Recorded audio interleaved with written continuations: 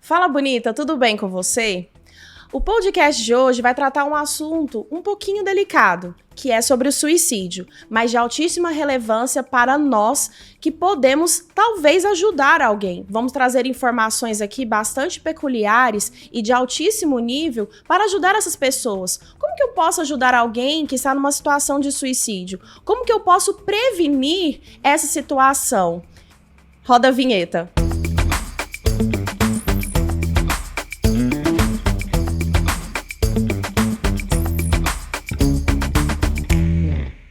Mais uma vez estou aqui com o profissional Gilson Caetano. Ele é psicólogo e vai falar sobre esse assunto conosco. Mais uma vez, Gilson, muito obrigado pela tua presença aqui conosco. Gratidão da minha parte, Raíra. Privilegiado por estar aqui na segunda vez. Eu espero poder contribuir com os meus conhecimentos para tornar as pessoas mais felizes. E Gilson, antes da gente abordar esse assunto, vou trazer alguns dados que foram da OMS. A Organização Mundial de Saúde estima que, por ano, mais de 700 mil pessoas tirem a própria vida em todo o mundo. Segundo a organização, o número pode chegar a 1 milhão se forem considerados os casos não registrados. Aqui no Brasil, são aproximadamente 14 mil suicídios todos os anos, uma média de 38 pessoas por dia. No dia 10 de setembro é o Dia Mundial de Prevenção ao Suicídio. Especialistas apontam que a maioria dos casos é relacionada a transtornos mentais, como depressão, e alertam que esses problemas têm se manifestado cada vez mais cedo. Gilson, diante desses dados, como que a gente pode ajudar alguém que tem esse desejo ou que nós percebemos, temos o feeling de notar que essas pessoas vão cometer o suicídio? Bom, em primeiro lugar, é um assunto delicado de se trabalhar. As pessoas não gostam de conversar a respeito, até porque, historicamente, o suicídio está revestido de um caráter condenatório. As religiões na antiguidade, até atualmente, né, cito, por exemplo, o judaísmo, a pessoa que se suicida, ela não tem o serviço funerário padrão dos que professam aquela fé religiosa, ele é enterrado de uma outra forma, só com a família, não tem as honrarias que uma pessoa normalmente receberia. Então, falar sobre o suicídio é falar sobre algo muito delicado, e quando se trata de assuntos delicados, a gente tem a tendência de jogar para debaixo do tapete, esconder. Tem muita vergonha envolvida e tem muita questão da injustiça. A gente vai falar um pouco mais sobre isso no decorrer do bate-papo. Mas antes de entrar na resposta à sua pergunta, eu queria fazer uma outra. Qual seja, o que vem à sua mente, ou a mente de você que está ouvindo a gente hoje, o que vem à sua mente quando você ouve a palavra suicídio? É alguém que não gosta de si mesmo ou que está cheio de problemas e que não consegue resolver. Percebe como a gente criou um rótulo para suicídio, que é um rótulo altamente negativo? A pessoa não gosta da vida, a pessoa está sofrendo, a pessoa não sabe lidar com os problemas, a pessoa ela sente vergonha de alguma coisa. Por que eu estou trazendo essa reflexão logo no início do nosso bate-papo? Porque eu trabalho muito com o que eu chamo de semântica psicológica. O que eu quero dizer com isso? Todas as informações que chegam ao sistema nervoso central, elas chegam a partir dos órgãos dos sentidos. Mas quem é que dá um valor a essa informação que chegou lá? Eu entendo, baseado nos estudos principalmente do Dr. Antônio Damasio, que quem dá esse valor são as emoções. E eu sou especialista para trabalhar com emoções. E quando se fala de suicídio, não gostar de si mesmo, atentar contra a vida, a gente está falando sobre autoestima, está falando sobre vida, está falando sobre legado. Então, eu queria que, logo no início, as pessoas elas perdessem um pouco, tentassem substituir esse preconceito que existe com relação a esse tema. Desde que existem registros históricos, há elementos na literatura que comprovam que o suicídio, eventualmente, é uma opção que algumas pessoas tomam para a sua vida. Existe um grupo muito forte de pessoas que dizem que o suicídio é ruim, mas existe também filósofos e escolas filosóficas que dizem que o suicídio é uma forma nobre de você o quê? De mostrar que você tem valor. Então, até dentro da mãe de todas as ciências, que é a filosofia, não existe um consenso a respeito. Então, o que eu queria que todos que estão ouvindo esse podcast começassem a fazer, até para benefício próprio, tirar esse preconceito da palavra suicídio. Porque se eu dou um valor emocional negativo para ele, normalmente a gente dá, porque a gente aprendeu dessa forma, a gente não quer tocar no assunto, a gente não quer ajudar, a gente não faz questão de aprender a respeito, e o pior, a gente já rotula a pessoa que teve uma ideação suicida ou que está apresentando alguma característica que pode levar ao suicídio. Um estado depressivo, um estado ansioso, que está tomando medicação. Então, o primeiro ponto que eu queria deixar bem claro, vamos aproveitar esse Setembro Amarelo e substituir esse preconceito que nós temos com relação ao suicídio. Normalmente, quando você fala de suicídio, Setembro Amarelo, a gente quer o quê? A gente quer prevenir. E a gente fala muito sobre o ato em si. Existem estudos que demonstram que quanto mais você fala sobre isso, talvez isso estimule gatilhos em pessoas que vão começar a ter ideação suicida ou alguma prática nesse sentido. Eu particularmente não acredito nisso. Eu acredito que se você conversa tendo como foco o indivíduo que sofre e que não está sabendo lidar com aquela situação, o suicídio é apenas um adendo. Então, quando você fala assim, o que fazer pela pessoa, eu queria maximizar essa visão. Porque, normalmente, a pessoa não está sozinha nisso. Existem elementos familiares, existem elementos religiosos, existem elementos culturais, existem elementos sociais. Inclusive, um filósofo importante, Émile Durkheim, ele falou muito sobre isso, escreveu sobre isso.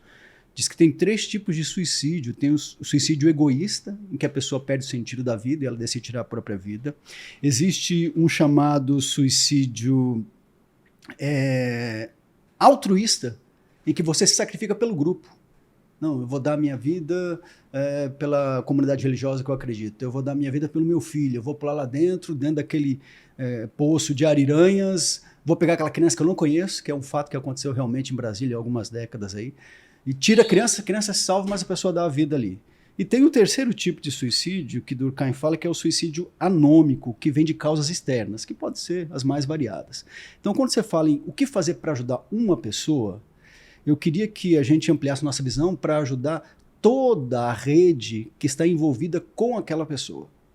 Deixa eu explicar melhor o que eu quero dizer. Eu tenho clientes que sofrem com depressão, com transtornos diversos, e que possuem família, possuem amigos, possuem comunidade religiosa e mesmo assim estão sofrendo. Alguns deles chegaram para atendimento, inclusive numa situação bem limítrofe. Estavam à base de muita medicação, acreditavam que de alguma forma Deus iria mostrar para eles qual que era a solução e até então não tinha encontrado.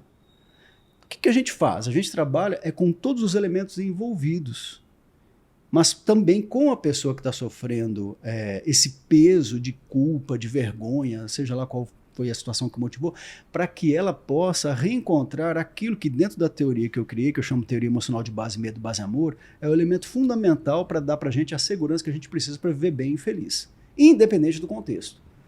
Qual que é o elemento fundamental? É a resposta a uma pergunta muito simples, que normalmente é a pergunta que mais incomoda as pessoas que têm ideação suicida. E a pergunta é, quem sou eu? Quem é você?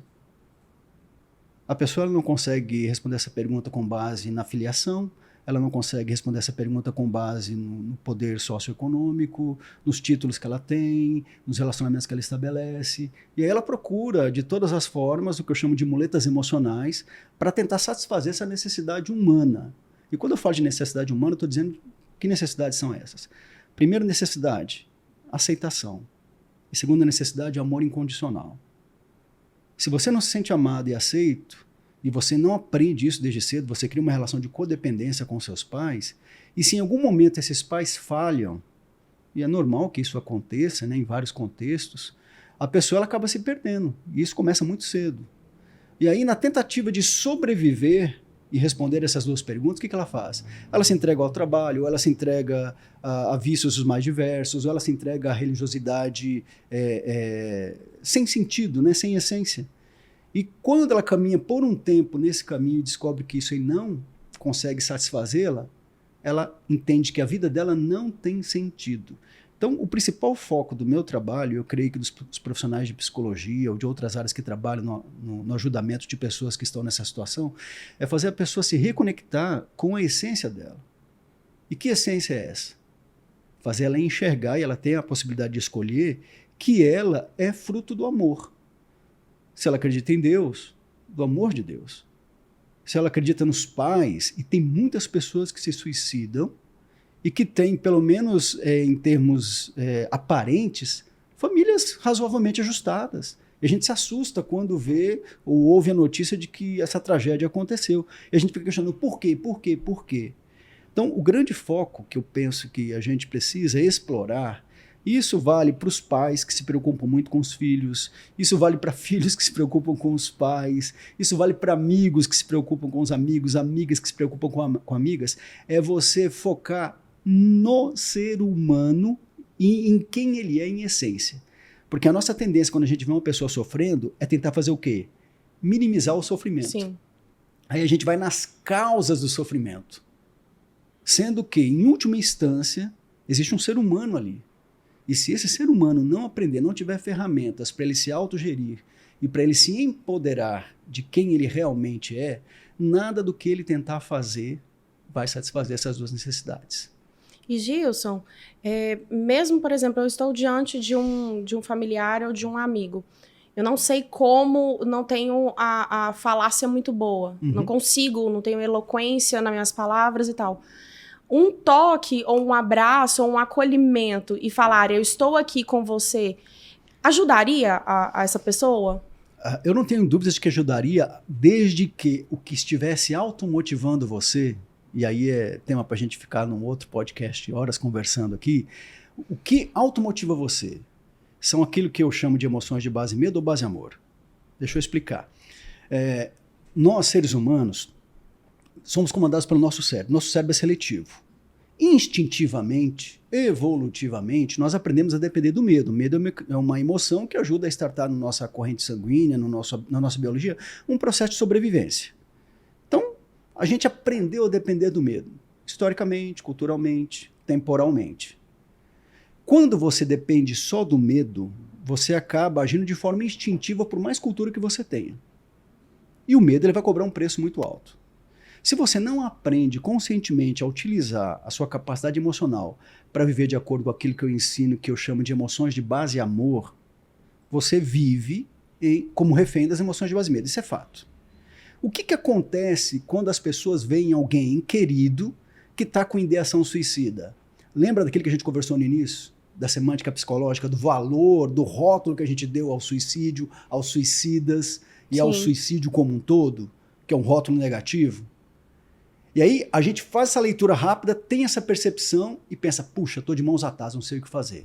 Vou levar no psiquiatra. Vou levar no psicólogo. E no Brasil tem uma cultura, né? Psicólogo eu não vou, porque eu não sou doido, o que eu vou fazer em psicólogo, né? Exatamente. Psiquiatra não precisa de remédio, não. Então, o que acontece? Um toque pode ser terapêutico? Pode, desde que você esteja sendo automotivada pelo quê? Pelas emoções de base amor em você. Só que você só consegue ter, ou melhor, você só consegue transferir essa conexão emocional para outra pessoa se você estiver seguro na sua base amor. Mas o que normalmente acontece? Quando eu estou de frente para uma pessoa que está sofrendo e eu percebo, e por que a gente percebe? Neurônios espelhos. A gente às vezes nem tem consciência de que ela está com ideação suicida, mas a gente sente aquele peso, parece que vem da pessoa, nossa, ela está precisando de alguma coisa. O que eu posso fazer?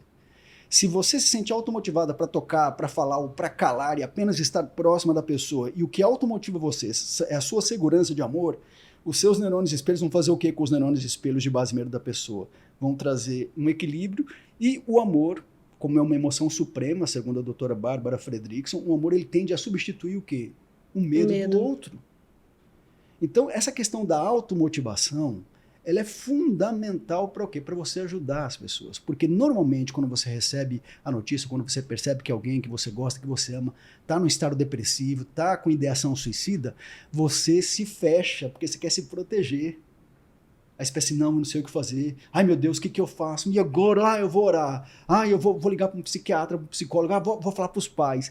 Percebe que você entra num modo de alerta máximo?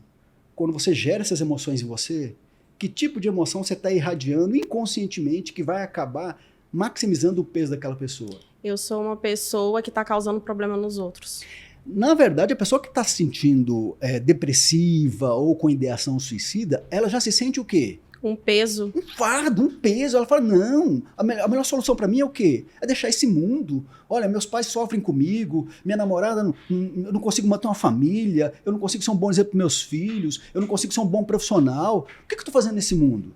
Ele já se sente assim, porque ele não se reconectou com o quê? Com a essência de amor dele. E ver alguém que ele gosta se movendo por ele, fazendo ações em prol de tentar ajudar, acaba que reforça mais ainda, meu Deus, eu estou tirando o tempo que meu amigo poderia estar fazendo outra coisa. Por que isso acontece? Porque quem está sofrendo, ele tem uma sensibilidade de captar muito mais o que eu chamo de emoções de base e medo, tanto nele quanto no outro. E a preocupação do outro vai fazer o quê? Mais peso, mais peso, mais peso. Tem um ditado que é da minha geração que diz o seguinte, que o inferno está cheio de boas intenções. Você tem a intenção de ajudar, mas emocionalmente você está como? Carregado também. Porque o medo em você não te permite ter a liberdade de saber como agir ou reagir ou não agir. Porque em muitos momentos a pessoa não quer nem ajuda, ela só quer se sentir o quê? Aceita e amada ali com a presença dela. Que inclusive é uma estratégia que muitos gestores de crise na área de polícia, salvamento, eles utilizam quando a pessoa está tentando suicidar. Eles não vão dizer e tal. Eles vão usar toda uma psicologia reversa no sentido de tirar a atenção daquela pessoa que está com aquela ideação de pular da ponte e tal, distraí-la para pegá-la e depois fazer um trabalho com a pessoa. Às vezes traz um parente, normalmente a mãe, né? Porque existe um vínculo aí. Eles utilizam essa estratégia por quê?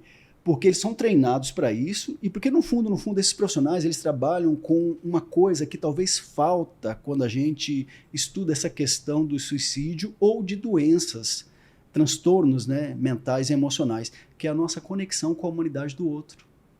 A gente taxa o outro de quê? Ah, não, aquilo ali é um esquizofrênico. Ah, não, aquilo ali é um bipolar. Ah, não, aquilo ali é um suicídio. Ó, já tentou, ó lá, ó, cortou os braços tudinho. Filha, não fica perto daquela menina, não quero amizade com ela. Tanto é verdade que quando uma pessoa que ela fez a tentativa e ela tá em tratamento, a tendência da pessoa que corta os pulsos, e ela não quer ficar com aquela cicatriz. Sim. Então ela pega e cobre. E justamente por essa especialidade, ser especialista em cicatriz, quando você tem uma dupla cicatriz, que ela é física e emocional, não é que ela não é passível de tratamento, porque, para mim, Deus é o Deus do impossível e ele tem a cura para tudo. Uhum. Então, mas tratar essas cicatrizes leva um tempo. Sim. Assim como a física, a emocional também leva um tempo. E justamente esse olhar de preconceito das pessoas torna o tratamento um pouco mais difícil.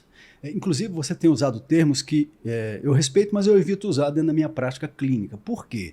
Porque quando você fala de tratamento, olha o inconsciente. Ah, se eu estou sob tratamento, significa que eu sou o quê? Doente. Percebe? É um modelo médico, é um modelo que subsiste há bastante tempo, tem a sua eficácia, mas eu entendo que, psicologicamente falando, se eu não acolher a pessoa do jeito que ela está naquele momento, com a fragilidade dela, com a dor dela, com a ideação suicida dela, e enxergar a centelha de amor nela, a centelha divina dela, e fazê-la enxergar isso, eu posso utilizar toda a medicação que eu quiser e a coisa não vai fluir. Não vai fluir. Por quê? Por mais que a medicação exerça uma influência química no cérebro e no corpo da pessoa, essa centelha divina, que é o dom que Deus nos deu, da vida e da autonomia, da capacidade de escolher, vai fazer com que a gente consiga driblar a nossa biologia para aquela química não fazer o efeito que deveria estar sendo feito. Então, essa conexão do humano com o outro humano que está ali junto de você ou distante de você, e esse é um elemento que as emoções permitem você ajudar. Por exemplo, eu estou aqui em Goiânia, de repente fiquei sabendo de um parente que está lá no Mato Grosso, onde meus pais moram, que está com ideação suicida, que está sofrendo. Qual que é a primeira impressão que eu sinto quando eu recebo a notícia? Eu vou sentir o quê? Preocupação, aflição, tensão. Quando eu sinto isso e lembro da pessoa, que tipo de emoção está chegando na pessoa lá em Mato Grosso? Porque os neurônios espelhos, eles não conhecem barreira geográfica. Eu só estou maximizando o peso nela. Então, o que eu dou de dica para quem está passando por uma situação de ter um ente querido? Porque normalmente quem está sofrendo uma ideação suicida, ele não consegue sozinho sair dessa. Não consegue. Ele precisa de ajuda. Mas quando eu falo ajuda, é no sentido dessa reconexão com a humanidade dele. E as técnicas que têm sido utilizadas têm sido no sentido de que vamos estabilizar o humor da pessoa, vamos melhorar determinado tipo de hormônio dentro dela, vamos tirar facas, armas de fogo, vamos colocar grades. Não adianta. Se a pessoa quiser se matar, ela vai dar um jeito. Vai dar um jeito. Só que nesse processo todo de tentar ajudar a pessoa, a gente esquece do humano. Então, a dica que eu dou é, se você conhece alguém, procure ajudar essa pessoa, mas primeiramente, escolha como é que você quer enxergá-la no seu coração. Se você não fizer essa escolha e não escolher intencionalmente amá-la, lembra da seletividade cerebral. Você vai estar o quê? Tendo medo dela. Sim. Isso vai agravar a situação dela. Parece uma coisa boba, parece uma coisa assim, não, mas será que isso funciona mesmo?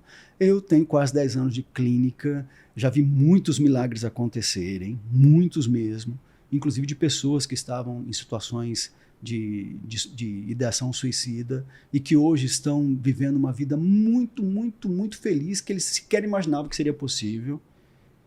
Como que a gente consegue isso? Claro, tem todo o tempo, como você falou, cada um tem o seu tempo. E é interessante você ter comentado essa questão do tempo, porque os estudos que são feitos em cima dessa temática do suicídio, é como funciona a estatística, né? A gente pega lá um público-alvo, pega lá um limite temporal, algumas circunstâncias, algumas variáveis, e levanta umas hipóteses e faz um estudo e escreve sobre aquilo.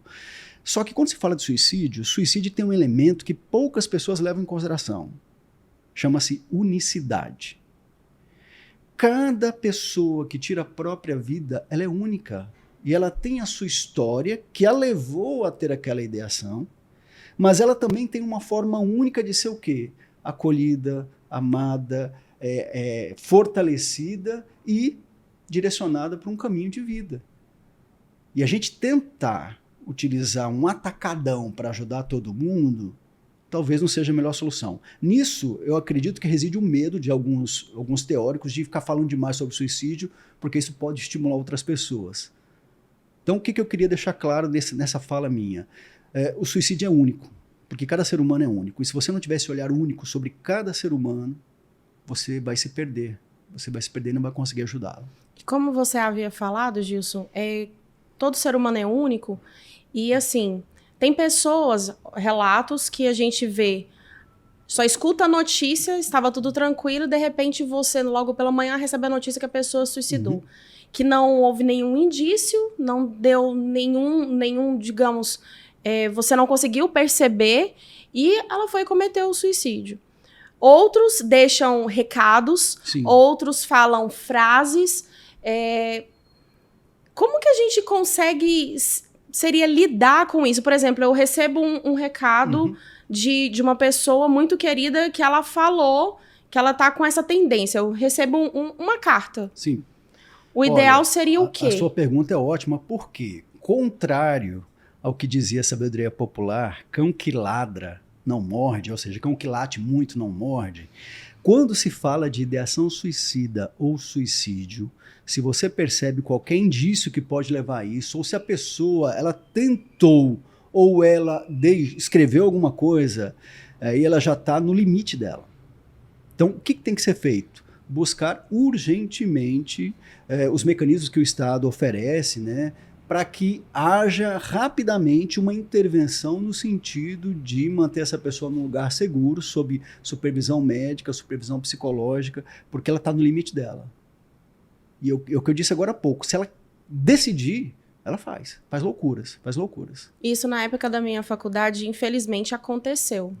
E ela, antes de cometer o suicídio, eu me recordo do dia em si. Nós estávamos estudando, era uma colega de faculdade, muito comunicativa, alegre, fazia os trabalhos, estudiosa, super tranquila. E daí nós estávamos lanchando com colegas, ali eu estava com o meu grupinho, porque na faculdade a gente tem uns grupinhos, né, que a gente se identifica mais. E daí nós estávamos ali na lanchonete, ali na 10, perto ali do Araújo Jorge, sentadas lanchando. Não me recordo com precisão o assunto que estávamos falando, mas eu me recordo com muita precisão a frase que ela soltou. Nós estávamos conversando e de repente ela soltou a frase o seguinte: se eu morrer agora, ninguém vai sentir a minha falta. Aí eu, como ela foi muito brincalhona, eu na hora virei e falei assim: credo, fulana, fala uma coisa dessa não. Olha o que você acabou de dizer. Não fala uma coisa dessa não. É claro que a gente vai sentir a sua falta, você é importante e tal. E daí, 3 dias depois, nós recebemos a notícia que ela estava na UTI, porque ela tinha ingerido uma quantidade muito grande de uma medicação. Sim. E tinha dado overdose. Só que ela ficou internada, mais ou menos 2 dias depois, ela fez a lavagem e ela não aguentou. A mãe dela relatou que dentro da UTI ela estava arrependida do que tinha acontecido e tal. Então, foi todo aquele, assim, espanto. Porque era uma pessoa sem indícios, digamos assim, de algum pensamento. Então, até na maneira dela ser dentro de sala de aula, nós achávamos que ela estava brincando com essa frase. Sendo que, na verdade, ela estava falando o seguinte: ei, eu preciso de ajuda. Sim. Às vezes era um grito sufocado e disfarçado de dizer assim, me aceita e me ama. Eu não estou sabendo lidar. Eu estudo, eu faço faculdade, eu tenho pais amorosos, mas eu própria não estou conseguindo lidar com a minha vida. Eu não sei o porquê. A maior parte das pessoas que têm ideação suicida e que tentam e que se arrependem, elas às vezes não têm uma motivação muito clara para isso. Por isso que eu queria, inclusive, apelar aos pais para que eles não tivessem preocupação com seus filhos. Peraí, Ju, você é louco? Por que preocupação? Preocupação é um termo que a gente aprendeu a dar o seguinte valor emocional para ele. Pesado. Motivo de eu ficar em vigilância 24 horas. É um problema. Quando eu falo que eu queria dar um recado para os pais e para as mães no sentido deles não terem preocupação, é de substituir intencionalmente a preocupação por o quê? Por conexão em amor. E isso você faz intencionalmente. A gente, quando é pequeno, a gente aprende, às vezes de forma meio que obrigatória, a dizer eu te amo, vai lá, abraça, vai lá, dá beijinho e tal. Mulheres têm mais facilidades que nós homens, mas quando eu falo para os pais amarem os seus filhos, é eles escolherem intencionalmente, quando eles perceberem algum tipo de preocupação, às vezes inconsciente, tomando conta deles, e associar essa preocupação aos filhos, devolver isso com amor, amor intencional, escolher naquele momento amar o filho onde ele estiver. Por que isso? O exemplo que você trouxe, eu agradeço você estar trazendo esse exemplo, que foi um exemplo real que você experienciou, é o que acontece com todo ser humano, porque o medo faz com que a gente, quando esteja diante de uma frase impactante, de uma situação impactante, a gente o quê? O que é isso? Para com isso. Não, você é amada. Mas primeiro você fez o quê? Você bloqueou e depois falou, não, mas eu te amo. É igual o pai que educa uma criança, vou te corrigir agora, vou te bater porque eu te amo. Na cabeça dela, quando é essa aqui, ó. Peraí, como é que me ama, hein? Me bate, me pune, depois pede para eu abraçar e para eu beijar. É uma criança que vai nascer com sistemas polarizados e não vai ter um equilíbrio. Então, essa questão de você escolher intencionalmente amar alguém, mesmo que a pessoa esteja sofrendo muito, mesmo que você não possa fazer nada, ela é fundamental, inclusive, para a nossa saúde emocional pessoal. Porque quando você fala de suicídio, de dor, de angústia, de culpa, que é uma emoção chave dentro dos suicidas, a gente, às vezes, pessoas que passam por essa situação, que têm familiares que são perdidos pelo suicídio, os familiares sofrem muito. Eles carregam muita vergonha. E aí, além da vergonha, eles carregam a culpa. Não, o que eu fiz de errado para minha filha ter tomado essa decisão? Para o meu filho ter ido por esse caminho? Onde foi que eu errei? Mães, principalmente, né? Eu devo ter sido uma péssima mãe. E quando você tem esse tipo de mentalização e as emoções associadas a essa mentalização, você está criando um muro cada vez maior de separação entre você e essa pessoa que você tanto amava e que não está mais entre nós hoje. Gilson, mas morreu, acabou. Como assim acabou? A pessoa só morre quando você se esquece dela. Eu lembro da minha avó materna, minha avó paterna eu não conheci, ela morreu com quase 100 anos, mas eu lembro dela até hoje. E quando eu lembro, o que eu faço? Vozinha querida, te amo tanto, tenho saudades. Onde você estiver, fica com Deus. Por quê? Isso cria em mim uma memória de amor que vai fazer com que numa situação futura de perder alguém, eu não tenha esse impacto. De falar, nossa, não fala isso não. Nossa, meu Deus, que desgraça, olha o que aconteceu. Porque a gente tem essa tendência de quê? De querer tentar resgatar a pessoa. Eu insisto nessa questão do resgate, por quê? Porque quando se fala de suicídio tem muito essa ideia, né? Eu preciso lá salvar a pessoa, senão ela vai se perder, ela vai se matar. É claro, a pessoa precisa de ajuda, mas a forma como você ajuda tem muito mais peso ou melhor, as emoções que você utiliza ao ajudar têm muito mais peso do que a forma que você utiliza, a técnica que você utiliza para tentar ajudar a pessoa.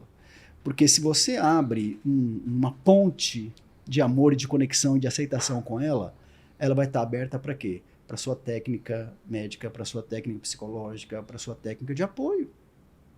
Se isso não acontecer, as técnicas, infelizmente, elas vão deixar a desejar. Isso que você falou é tão real, porque assim, sim, a pessoa que vos fala já tentou 2 vezes. E uma vez foi quando eu era adolescente, outra foi agora, já depois de adulta. E justamente o que mais pesou em mim, você está tentando chamar a atenção. Você é egoísta. E ouvir isso de pessoas próximas me doía tanto, porque, para quem me conhece, sabe que eu sou uma pessoa extremamente preocupada com o outro. Então, quando você falou que às vezes as pessoas tentam ajudar, quando eu vejo alguém, a frase que eu falei, quando eu vejo alguém tomando tempo para tentar me ajudar de forma psicológica, eu falo, meu Deus, eu tô sendo um peso para aquela pessoa. Esse era o real pensamento que eu tinha. Então, na época, o que eu mais ouvia, para com isso, você tá tentando chamar atenção. Para com isso, você tá tentando chamar atenção. Você tem de tudo na sua casa, não tem que reclamar. Alguns pais, na tentativa de ajudar, eles usam o exemplo deles. Quando eu tinha sua idade, Sim. Eu não tinha o que comer, eu não tinha isso. Você fica descartando aquele rosário de desgraças, né? E eu vivi, agora você tem tudo.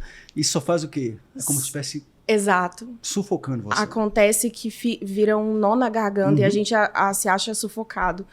E eu ficava pensando o que estava numa crise existencial tão grande e foi virando, as coisas ficaram virando uma bola de neve tão grande que, assim, eu falei, a solução do meu problema é eu tirar minha própria vida.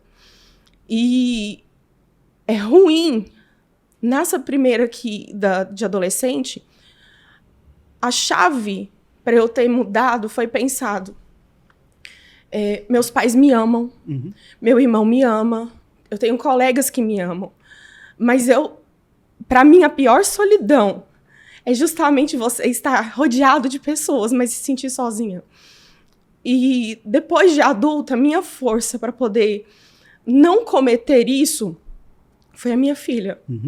Porque mãe tem o seguinte, o pior medo da mãe eu vou morrer, quem é que vai amar minha filha ou meu filho tão bem ou melhor quanto eu? Esse é o receio materno que a gente tem, isso é algo instintivo, é natural. Mas foi o ponto-chave de virar, e eu vejo que Deus trabalhou muito ali. Por quê? Quando eu ia cometer o ato, alguém me ligou. Na hora, eu recebi uma mensagem virando o seguinte, o que você falou da questão da conexão, também é muito real. A pessoa virou pra mim, e olha que eu não falava com ela há 5 anos. Ela virou pra mim e falou o seguinte, Raíra, eu não sei por que eu tô te ligando, mas me pediram pra falar que você é importante. Olha só que lindo. E eu vejo assim, falei assim, gente, se não foi Deus, não tem, pra mim não tem outra explicação. Mas é Deus, Deus é amor. Sim. E ali eu caí em prantos, chorei, fui atrás de um psiquiatra, de um psicólogo, eu falei, eu não consigo sozinha. As 4 bases que me ajudaram, Deus, psiquiatra, psicólogo, amigos e familiares. 5, na verdade, né? Que me ajudaram a sair daquilo ali. E principalmente o amor pela minha filha. Raíra, eu quero agradecer muito você ter tido uma emoção que é uma emoção que toda pessoa que tem ideação suicida, ou que já tentou, ela tem demais, só que ela não percebe. A emoção que você acabou de demonstrar aqui, com base nesses 2 episódios que você viu, chama-se coragem. E é uma emoção que eu admiro demais, eu estimulo muito os meus clientes a desenvolver, porque é um potencial que todos nós temos. Você falou que pelo menos 5 pessoas ajudaram você. Só que, na verdade, se você não tivesse escolhido em algum momento ser corajosa e aceitar essa ajuda ou buscar essa ajuda, você não estaria aqui fazendo esse trabalho para ajudar mães, ajudar mulheres, ajudar seres humanos a serem pessoas mais saudáveis e mais felizes. Olha o que é que nós teríamos perdido. E toda pessoa que está num processo de ideação suicida, ela é muito corajosa. Ela é muito corajosa. É tão corajosa que ela tem coragem até de tirar a própria vida. Só que ela não aprendeu a redirecionar essa coragem para quê? Para se reconectar com aquilo que faz sentido para ela. Eu acho muito justo você ser grata a Deus, aos seus pais, aos seus amigos, à sua filha e aos profissionais que te ajudaram, mas a pessoa mais importante nesse quinteto aí chama-se Raíra Nunes. Se você não tivesse em algum momento um insight decidido, foi a filha que foi o gatilho, foi o amor dos meus pais, ok. Mas a sua autonomia para decidir, ela foi fundamental nesse processo. Você está de parabéns por isso. E eu queria, para todos aqueles que estão ouvindo esse podcast, se você em algum momento se sentiu um peso, se sentiu culpado, percebeu que a vida não tinha sentido, a sua vida, a sua existência, percebeu que você não ia deixar um legado. Por que eu estou aqui? Não, você tinha a questão da filha. Mas tem muita gente que nem os filhos são um empecilho para buscar uma resposta na morte. Para todos vocês que estão me ouvindo, saibam, vocês são muito corajosos. E a coragem é uma emoção que surge a partir do amor. Eu não tenho dúvidas disso, porque tem vários estudos que demonstram isso. Você só precisa ter essa rede de apoio, escolher, estar disponível para essa rede de apoio, para a gente direcionar essa coragem para você fazer da sua vida algo importante para quem? Para você. E agora vem a mágica. Quando você valoriza e dá um sentido à sua vida, não obstante ter passado por situações difíceis ou até por tentativas de suicídio, quando você dá um sentido para a sua vida, você abençoa não apenas a sua existência, mas você abençoa também quem? A mim mesmo. Primeiro você abençoa você mesma. Depois, como consequência, você abençoa quem? Seus pais que te deram material genético, os seus antepassados. E se você é cristã e acredita na criação, e se você for puxando a árvore genealógica, você vai chegar até quem? Até Deus. Até Deus, de onde você nunca deveria ter se separado. Mas Deus, ele é tão bom que ele nos criou com a capacidade de escolher, que é o chamado livre-arbítrio. Só que, infelizmente, a maior parte das pessoas hoje, elas não têm utilizado essa capacidade da forma certa.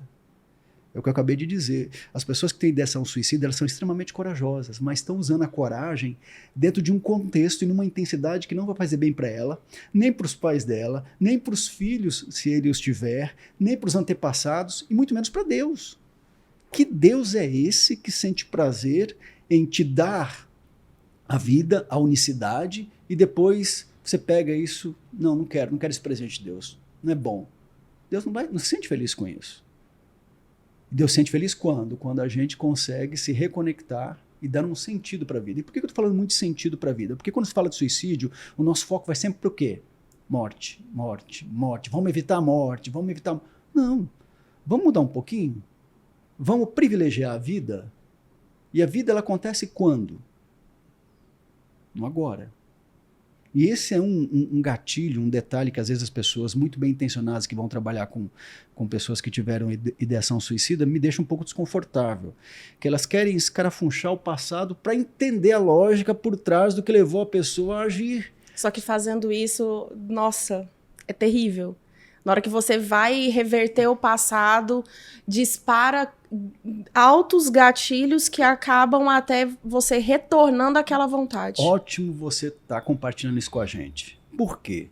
Porque nós não temos mais o passado, mas a pessoa que carrega o peso do sofrimento, do trauma, da dor, ela acha que o passado está acontecendo agora.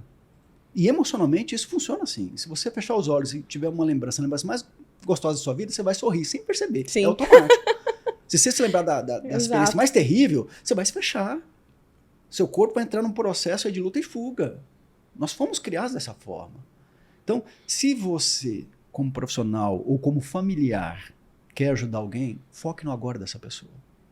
Porque a tendência da gente, ao tentar ajudar, é falar, não, mas olha aqui, você tem tudo. Olha quanto você é bonito, você tem namorado, você está estudando, você vai se formar. Esse tipo de fala faz, é como se a gente já está com um saco de cimento. É a mesma coisa de você jogar 20 sacos de cimento ainda. Eu estava lendo sobre a história que tem registrado na história sobre o suicídio, né? E diz que na Idade Média, a forma mais comum de suicídio, que inclusive é uma das mais comuns hoje ainda no século XXI, é o enforcamento. Quando as pessoas tentam ajudar alguém que está sofrendo dessa forma, cutucando o passado, ou comparando você com o passado, ou jogando mais expectativas sobre você, não, você não pode ficar pensando nisso, não, vamos pensar no futuro. Não adianta, a pessoa que está sofrendo, ela está sofrendo no agora. Ela não consegue pensar no futuro, ela não consegue ter esperança, ela não consegue ter expectativa, porque o passado está sugando ela. É como se você estivesse no cadafalso, com a corda no pescoço, aí a pessoa vai ajudar, ela só puxa lá e você... Sim. Infelizmente é o que acontece. Essa questão das emoções, de como elas podem blindar a pessoa, ela é muito complexa, mas ao mesmo tempo ela é simples. É uma questão de escolha que a gente faz em cada agora. A tendência natural de pais, amigos, familiares é se preocupar com a pessoa.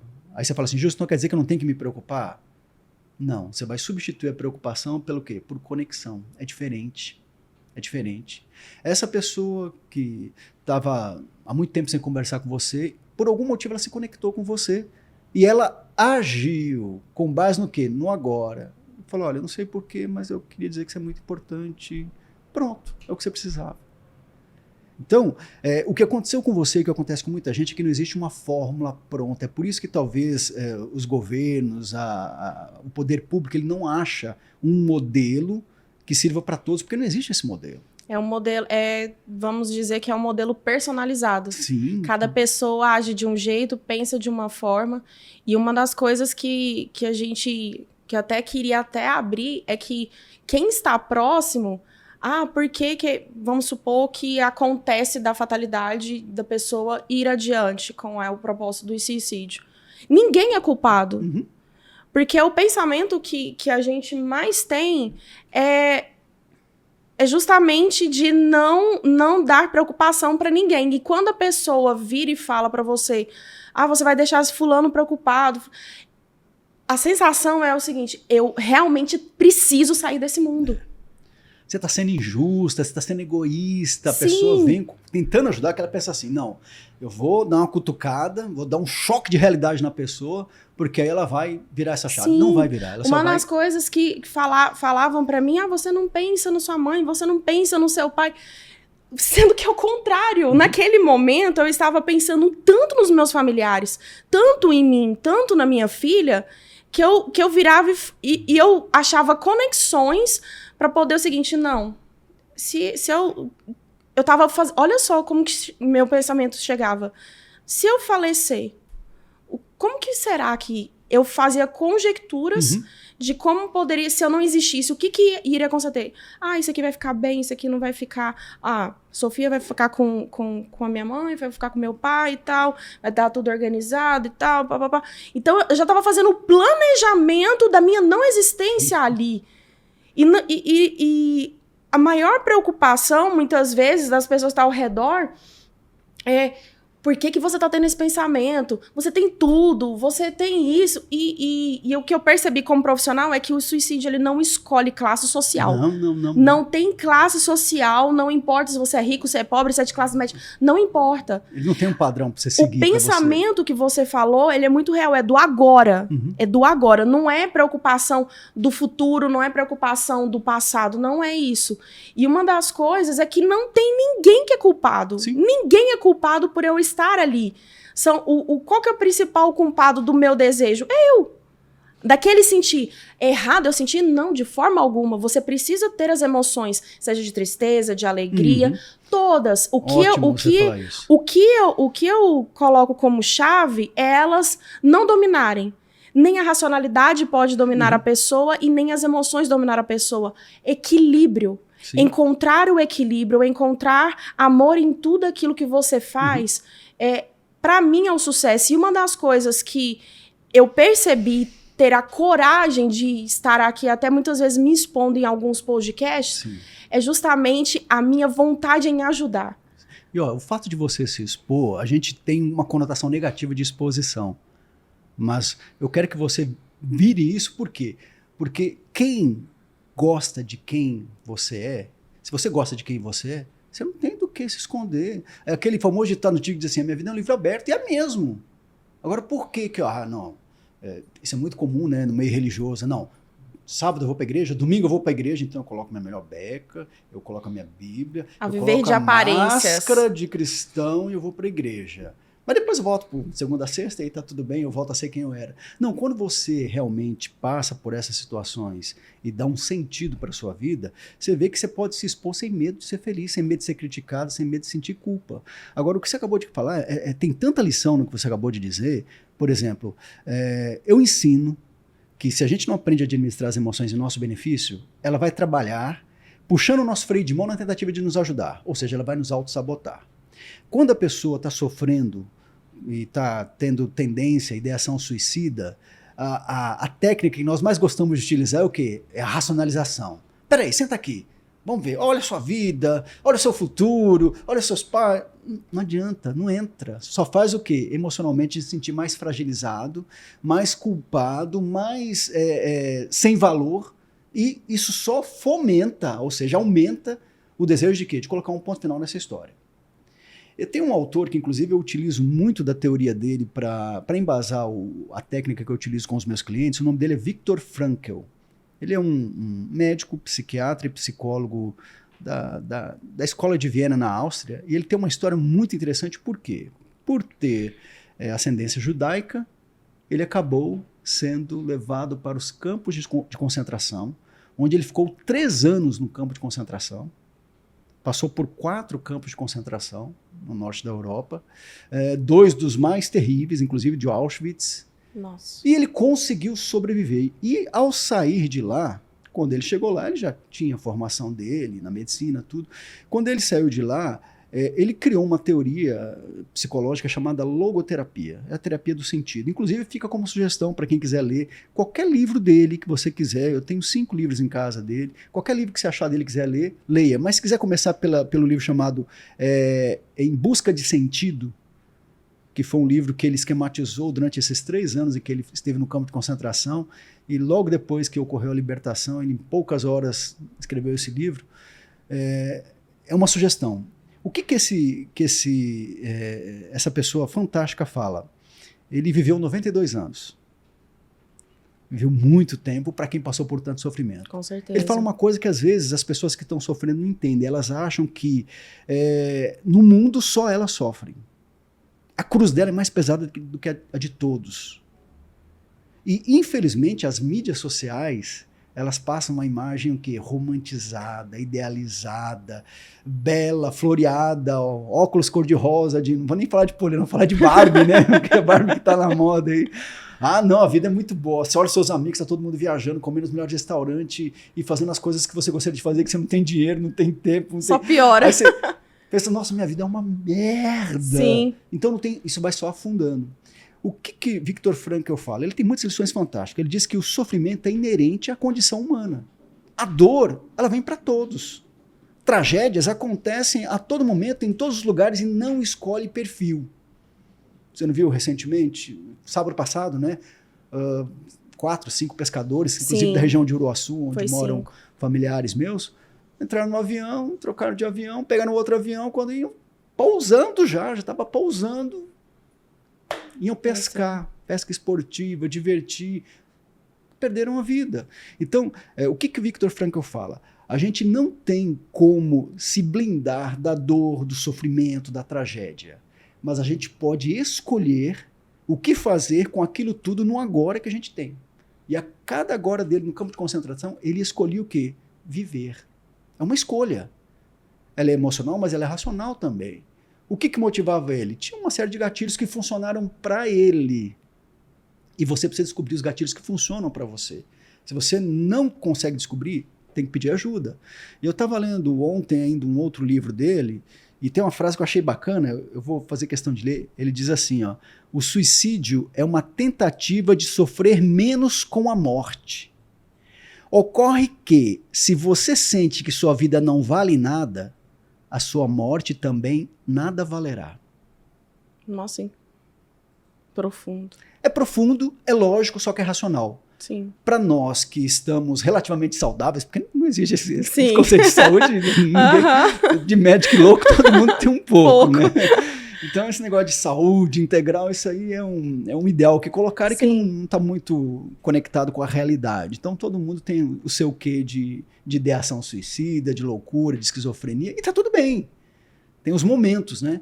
Mas o que você escolhe fazer com aqueles momentos que você sente isso é o que vai determinar, e talvez essa é uma dica importante para alguém que está começando a sentir os primeiros gatilhos do quê? De uma ideação suicida.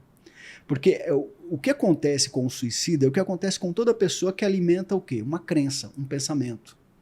Aquela ideia fica fixa, e aí o cérebro, por uma questão de economia, né, a mente, ela vai focalizar no quê? Naquilo que encheu o seu coração. Isso é bíblico. Provérbios 23, verso 7, Salomão diz lá, assim como o homem pensa em seu coração, assim ele é, assim ele se torna. Então a pessoa começa a pensar. Primeiro vem, esse mês eu não consegui pagar o cartão de crédito, né? Puxa vida, vai rolar, os juros é altíssimo, eu não vou conseguir dinheiro. E aí ela começa o quê? A usar o racional para alimentar a incapacidade dela e a culpa por não saber administrar, ou por não ganhar tão bem, ou por não ter tido oportunidade, e esquece que ela está viva. Esquece que ela tem um monte de potencialidades, de possibilidades a serem exploradas. E quanto mais ela pensa no que deu errado, mais o cérebro vai focalizar no quê? Em argumentos racionais para justificar. E nós aprendemos uma coisa, Raíra, e isso está muito conectado com o suicídio. Nós aprendemos no processo de se tornar adultos que tudo tem que ter um porquê. Tudo tem que ter uma justificativa. Tudo tem que ter um culpado. Vamos usar exemplo de crianças em casa que estão em fase de crescimento, que têm irmãos. Eu não sei qual é a diferença entre você e seu irmão, mas eu sou o mais velho, tenho mais 3 abaixo de mim. Entre eu e o Vinícius são 8 anos. Então tem uma diferença boa. Boa. Aí, né? Mas eu tenho, acho que cada 2 anos minha mãe foi tendo filhos. E assim, às vezes quando a culpa cai sobre um, ou alguém faz uma arte, e a figura de autoridade, né, que normalmente é o pai ou a mãe, no meu caso era mais a mãe que era mais presente, chegava para cobrar uma responsabilização daquele ato que para ela não era um ato bom, o que a criança aprendeu para não sofrer a punição? A mesma coisa que Adão fez lá no Éden, que era, não, foi ele, foi ela, mas não fui eu não. Então, a gente aprendeu equivocadamente que o fato de atribuir culpa a quem quer que seja, ou a nós mesmos, traz um certo alívio. A culpa é uma das emoções com as quais eu mais trabalho, ajudando os meus clientes a se desvencilharem dela. A culpa é uma emoção que apaga a imagem de Deus em você. E quando eu falo de imagem de Deus, claro que eu tenho um sentido bíblico, mas se você não acredita na Bíblia, se você não acredita em Deus, eu respeito isso. Deus no sentido de você fazer parte de um universo muito maior do que você imagina. E como você é único, você tem um papel aqui. Que papel? Não sei. Quem sabe? Você. E como é que você vai descobrir esse papel? Se você exercê-lo, se você representá-lo, se você experienciá-lo. E o suicídio, ele tira esse privilégio seu, da comunidade, da sua família e da humanidade que poderiam ser beneficiadas com algo que você ia deixar de legado. Ninguém fica para semente, isso é fato. Tirando questões religiosas, né, de vida após a morte, etc. e tal, ninguém fica para semente. Mas, se não fossem aqueles homens e mulheres que passaram por dificuldades, que também sofreram, que deixaram lições para nós hoje, talvez a nossa humanidade não estaria numa posição tão confortável como ela se encontra. Por que eu estou trazendo esse raciocínio? Para cada um de nós entender que nós temos um papel que é só nosso. Ah não, Gilson, mas somos 8 bilhões de pessoas no mundo, quer dizer que cada um tem uma missão diferente? Sim, sim. Aí qual que é a minha missão? Não sei, mas a gente pode descobrir juntos. Isso que você falou é tão importante porque foi algo que me moveu a reverter todo esse sentimento de pensamentos de que eu era, que eu era incapaz, que eu era inútil, que eu era incompetente. Porque eu amo ajudar as pessoas. Eu muitas vezes negligencio a minha própria saúde em prol das outras pessoas. Enfermeira! Então, assim, a hora que eu começava a pensar, depois daquela ligação, eu começava a pensar, nossa, mas eu ajudei a minha mãe nisso, ajudei o meu pai naquilo. Nossa, mas eu ajudei fulano de tal nisso. Será que minha missão aqui é ajudar as pessoas? Eu comecei a ver propósito na minha vida. E quando eu comecei a enxergar o propósito de que tudo aquilo que acontecia de ruim na minha vida, eu falei, gente, eu posso transformar em bênçãos.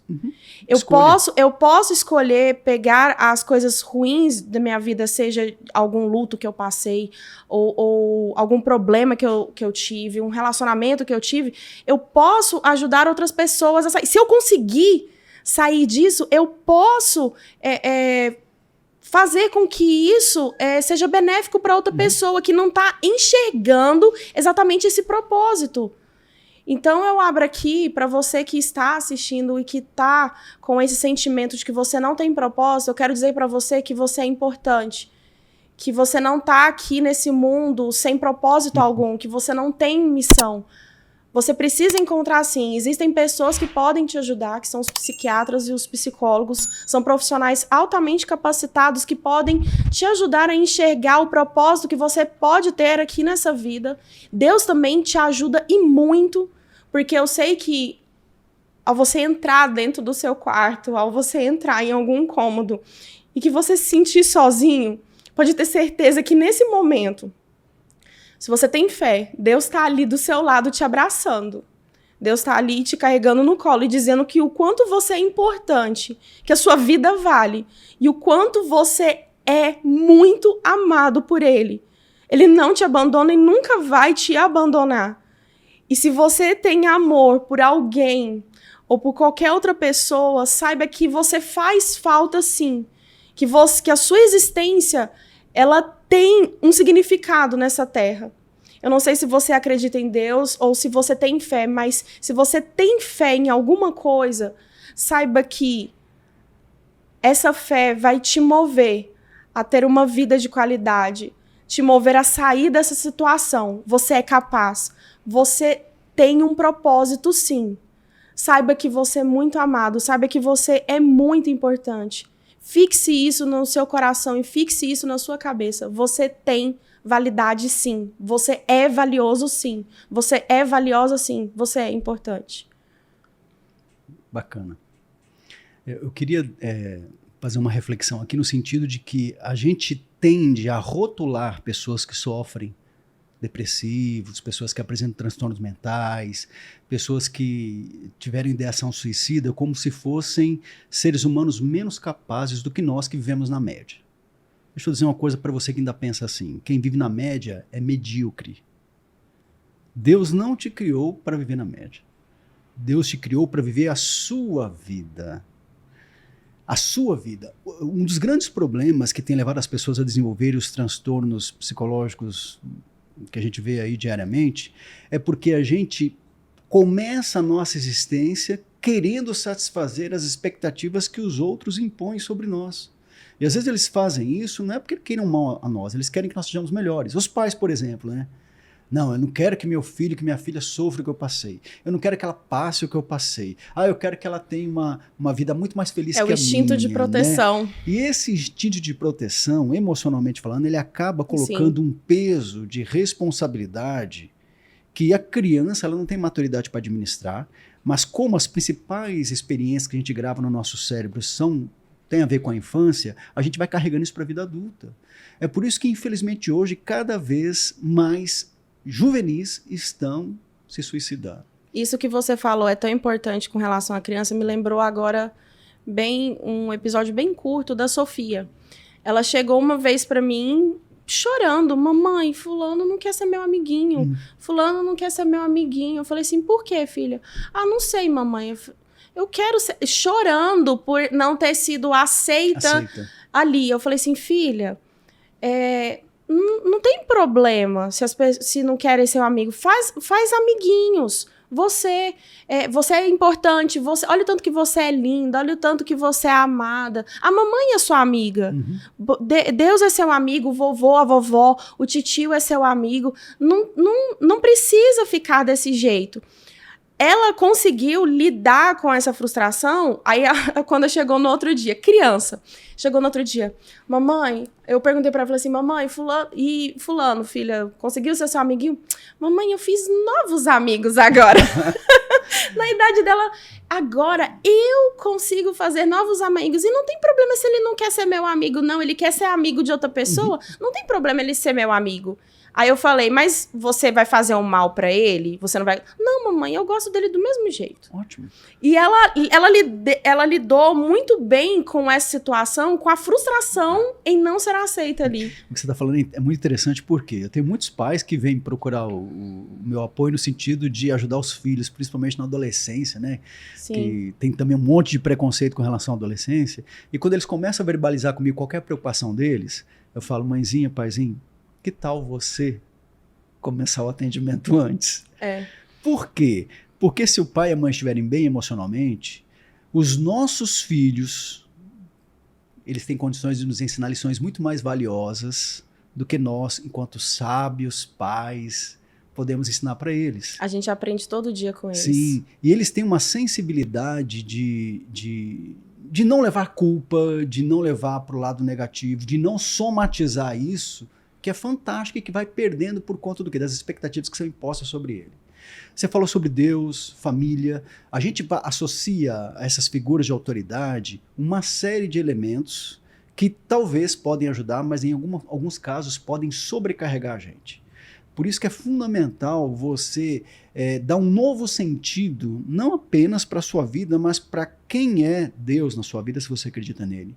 Para quem são seus pais na sua vida. Ah, meu pai me abandonou, não conheço meu pai. Eu carrego ódio dele, eu carrego raiva dele. E aí eu tenho muito cliente que fala assim, não, eu já liberei o perdão, eu não sinto mais nada pelo meu pai. Impossível. Impossível não sentir nada. Por quê? Porque todo pensamento seu está conectado com uma emoção. Então tem sentimento aí. Você pode não estar consciente dele, mas você está sentindo. E se você não escolhe deliberadamente o amor, você está sentindo medo. Não existe meio termo. Então eu ensino algumas coisas que viram chaves na cabeça das pessoas. E eu estou te dizendo isso por quê? Porque a gente tem a tendência de achar que a pessoa que desenvolve uma ideação suicida ou que tenta o suicídio, ela é menor, ela é doente. Só que todos nós, Raíra, diariamente, precisamos reencontrar o caminho da nossa vida. Porque a gente começa a morrer a partir do momento que a gente nasce. Exatamente. A cada segundo. Agora nosso não é um agora de satisfação, de gratidão, de conexão. Ele está sendo o contrário. E aí, às vezes, a gente fica tentando descobrir pelo em ovo de por que a pessoa agiu daquela forma, sendo que nós próprios, como pessoas próximas a essas pessoas, estamos vivendo dentro de um caldo amargo emocional que está, de certa forma, envenenando a pessoa que já está fragilizada. E a gente não percebe isso. A gente não percebe isso. Então, eu queria deixar essa reflexão de que todos nós, diariamente, precisamos escolher que sentido nós vamos dar na nossa vida, independente de ter ideação suicida ou não. É importante a gente fazer essa escolha, porque se a gente não fizer conscientemente, a parte instintiva nossa vai estar fazendo. Ela vai estar fazendo o quê? Preocupação, medo, angústia, e vai manter a gente no que eu chamo de modo sobrevivência. E como a gente tem um público, o seu podcast tem um público de muitos cristãos, eu queria só relembrar uma promessa de Cristo que ele diz assim, eu vim para que vocês tenham vida. E vida de que forma? Em abundância. Com sentido, com leveza. Justo, como é que eu tenho vida com leveza se eu acabei de receber a notícia de que eu perdi um filho, de que eu perdi meu pai, de que eu perdi um irmão? Escolha. Só que essa escolha ela só vai acontecer nesses momentos intensos se a gente aprendeu a fazer essas escolhas diariamente quando não havia tanta intensidade assim. O sofrimento vem, mas ele só vai ser permanente se você escolher. Inclusive essa questão de morte de pessoas próximas é um dos gatilhos que levam pessoas ao suicídio. Por quê? Ela criou uma codependência emocional tão forte com aquele outro ser que ela acha que a vida dela não faz sentido se aquela outra pessoa não existir mais. É o típico síndrome do apaixonado, Sim. né? Ah, ela é o ar que eu respiro, ela é tudo para mim, é o meu alimento. Tem que tomar cuidado com essas muletas emocionais, por quê? Se você não está escolhendo deliberadamente o amor, o medo ele vai tomar conta de você. E Gilson, nós estamos finalizando aqui esse debate que foi assim... de altíssimo nível, não tem nem palavras para descrever. Que mensagem você pode deixar para quem está nos assistindo como uma pessoa que quer ajudar ou que está passando por essa situação? Eu queria dizer que o suicídio, como quase tudo no relacionamento humano, ele envolve muitas pessoas. A gente tende a focalizar apenas no sujeito que se suicidou ou que está com ideação suicida. Mas não é apenas ele que está sofrendo. você pode ter certeza que a pessoa que chega a utilizar a sua coragem para tirar a própria vida, ela está envolvida por uma série de pessoas ou experiências que também estão adoecidas no sentido de não saber lidar com as emoções. Então, para aqueles que sofrem com o peso da tristeza, da culpa, para os familiares que perderam um ente querido, ou para aqueles que se foram cedo demais, eu vou deixar um verso da Bíblia e uma frase de Viktor Frankl. O verso da Bíblia é o seguinte, João 8,32, diz lá assim: e você vai conhecer a verdade, e a verdade vai libertar você. A ideação suicida é uma prisão. É uma prisão. Que verdade é essa que liberta? A sua verdade. Se você não encontrar a sua verdade, você vai continuar tentando pendurar o seu paletó, que é a sua vida, no cabide de A, B, C ou D, e nunca vai estar confortável para você. Descubra a sua verdade. Tem pessoas que amam você, que estão dispostas a te ajudar e que vão se sentir muito felizes quando você descobrir a sua verdade. E a frase de Viktor Frankl é o seguinte: ou mudamos o destino, se for possível, ou o acolhemos de boa vontade, se for necessário. Respire, relaxe e escolha ser feliz agora, porque você merece. Esse é o meu mantra. Gilson, muito obrigada pela tua presença. Foi mais uma vez de grande valia esse podcast. Eu que agradeço a oportunidade, o privilégio, e quero dizer para todo mundo que acompanha o podcast, que ouve a gente, que nós somos seres de possibilidades e não de problemas. Se você direciona seu foco para as possibilidades, a vida ela assume um novo significado, um novo sentido, e isso a gente pode fazer a cada dia, a cada momento. Saia de problema, como dizem por aí, venha para a bênção, venha para a paz e escolha ser feliz. Amém. Gratidão. Esse foi o nosso podcast Fala Bonita. Se inscreva no nosso canal, deixa seu like e compartilhe esse vídeo com seus amigos. Um abraço, fiquem com Deus.